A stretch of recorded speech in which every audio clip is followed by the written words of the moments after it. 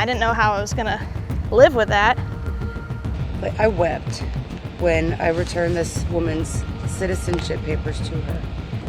The hearts of our fellow Texans are breaking every single day because of what people of this community and the surrounding area are going through.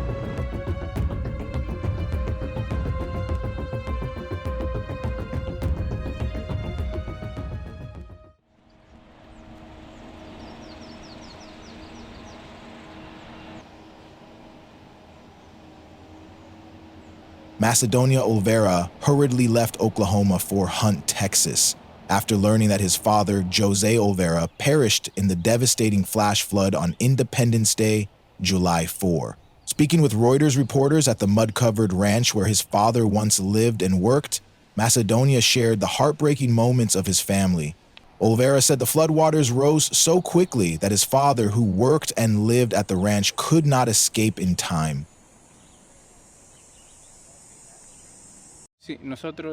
Yes, my family found him. We looked for him. We didn't receive, even now it's been 4 or 5 days, we haven't gotten support from the locals.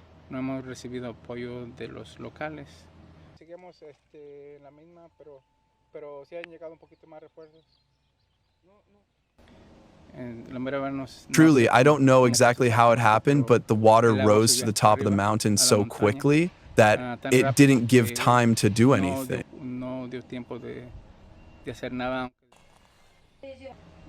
My brothers, sisters, brothers and friends of the family, helping to find them. They found him near the house. There was another small river passing by, and they found him there. They found him, I think they only saw a foot of his, and there's a branch covering him.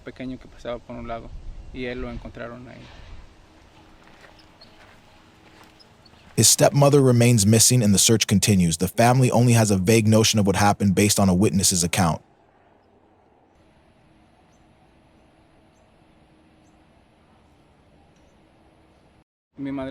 His stepmother remains missing and the search continues. The family only has a vague notion of what happened based on a witness's account. My stepmother, we haven't found her yet. We're still on that. We keep looking for her. I think they both left the house, but she slipped and he grabbed her. And from then on, they weren't seen anymore. There was another person who told us the story like that. This could have been avoided, being something like this. I know there are ways to detect things, to have appropriate alert, to let the community know what is happening. I know that there are things that they can do. There are people in charge of this. And personally, I think this could be prevented in some way. We wanted to think of the idea that everything happens for a reason. Everything happens for a reason. There are things that we cannot change. I would say that just accept things and look at the positive things from everything that has happened. And the only thing that remains are the memories, the beautiful memories of everything that we have lived.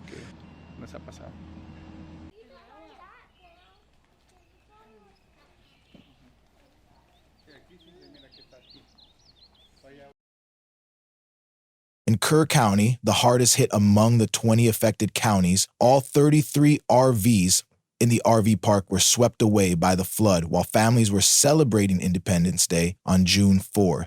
Julia Hatfield, a survivor, shared her harrowing story from the RV park. Honestly, if my husband hadn't been awake, I think it could have been a different story. We were worried about leaks in the RV with the heavy rain, and he heard screaming outside and came and woke me up immediately, and we had to be out of there in about 10-15 minutes. The hardest part was there was a little boy who started floating downstream, and he was screaming, asking for help, but there just wasn't anything anybody could do at that point. How did you feel at that moment? I was about to jump in, and my husband had to hold me back. He said, "You're gonna go too, and there's nothing you can do if you jump in." I didn't know how I was gonna live with that. And thankfully, by the end of the day yesterday, I saw his face online, and he had been rescued. About a mile down or up. Okay. and I just couldn't step over it without. Disaster relief volunteer Sandy Gilmer spent hours along the Guadalupe River in central Texas, wading through mud and helping small communities clear debris after the flood. According to her, as a Texan, a super American, there was nowhere else she would rather be than here, helping those who have lost everything. I wept when I returned this woman's citizenship papers to her. So these things are important. I don't know how many people in this album are alive or deceased, so I didn't have the heart to step over it without picking it up and hoping to return it to a family member. Swananoa, the most incredible find of personal items that I came across was El Salvadorian citizenship papers. The will is that comes from empathy. I don't want to ever be in a situation where my child is gone from me and I can't put his body to rest. Bruce and Edward Austin. Illegible.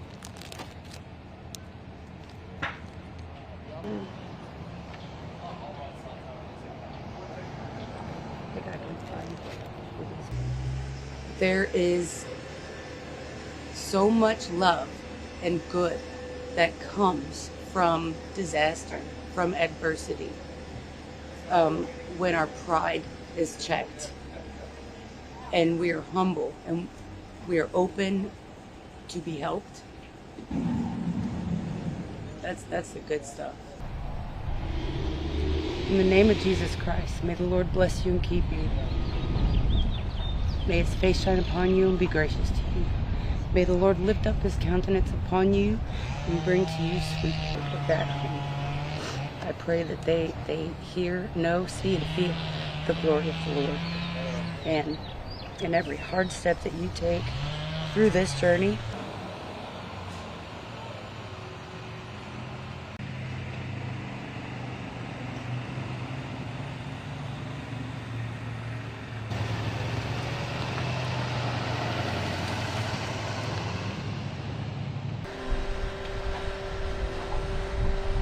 run an errand. There were sensitive items and belongings I took to the drinks at the store. Good copy. We will see you there. Thank you, ma'am. Female friendly place for me to put my cot, my tent, everything. Okay. So I've got some of those neck wrap deals back here too that you have to put around your neck. Remote areas have, such a tight-knit community. That has to be observed while updating communication systems. The National Weather Center is great at getting those warnings out, and there is some area that can be improved that also includes remote areas.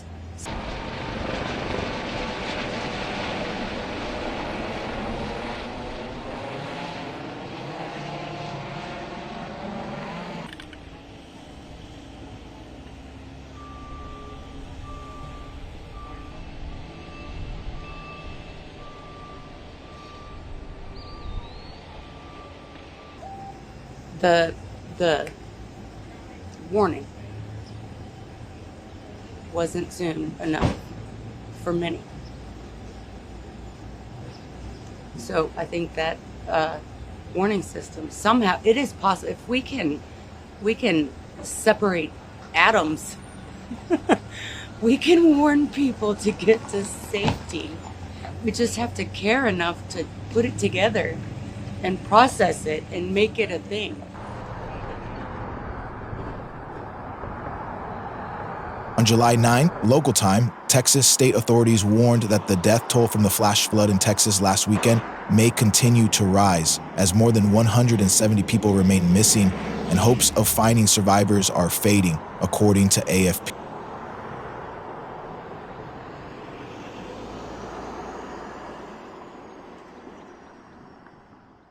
It's affecting this storm. The hearts of our fellow Texans are breaking every single day because of what people of this community and the surrounding area are going through. There's nothing more important on our hearts and minds than the people of this community, especially those who are still lost. I told them what we were doing, not just today, but what we are going to be doing for the days, weeks, and months to come. This is what they needed to hear. They need to know Texas is in this with the people in the Hill Country right here. We are not leaving until this job is finished. That's Kerrville, spelled Kerrville. The numbers that I have is that there are 94 fatalities. 94 fatalities associated with this flooding event in this area. Separate from that, in other flooding events in other parts of the state of Texas, there's another 15 fatalities for a total of 109. To put this into perspective, just in the Kerr and Kendall counties alone, there are far more fatalities than there were in Hurricane Harvey. That's how catastrophic this is. No space than the word missing, M-I-S-S-I-N-G. Just in the Kerr County area alone, there are 161 people who are known to be missing. And again, that comes from combined law enforcement efforts, 161 known people who are missing. Know this, we will not stop until every missing person is accounted for.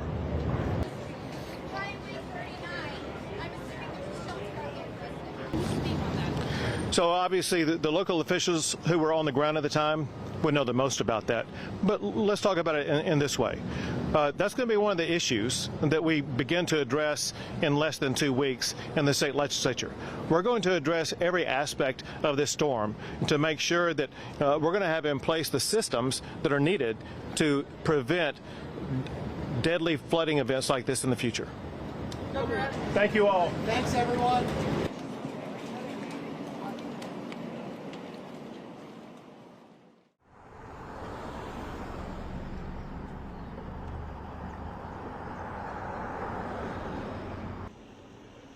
More than 2,000 rescue workers, police, and experts have been deployed to the scene to participate in the search, with support from helicopters, drones, and trained dogs. However, rescue operations face significant challenges due to floodwaters, mud, and large piles of debris.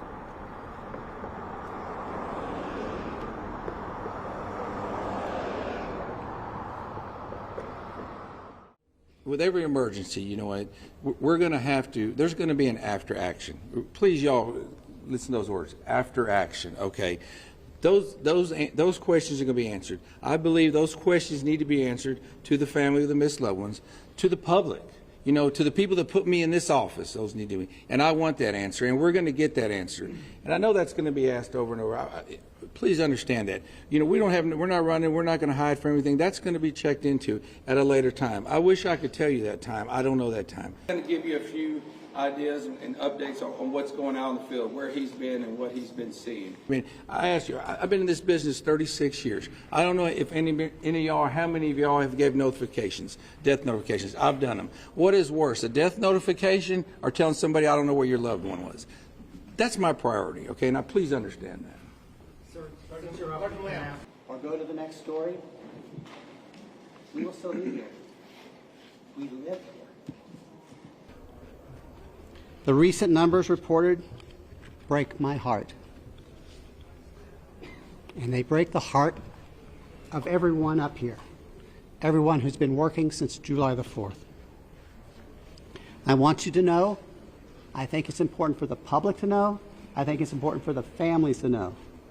In that emergency operations center, there's not little silos of departments and agencies. They're working as one team with one goal: to find the missing and bring them home. The meteorological agency warned that heavy rain could continue in the Hill Country area, raising the risk of recurrent flash floods. Meanwhile, in the neighboring state of New Mexico, 3 people died on July 9 due to flash floods in the village of Ruidoso. The river water level there reached a record high of 6 meters.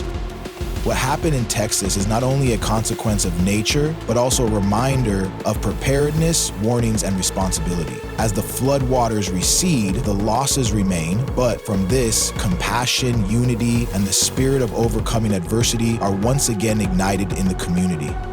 May these tragedies not be in vain, and may they never happen again.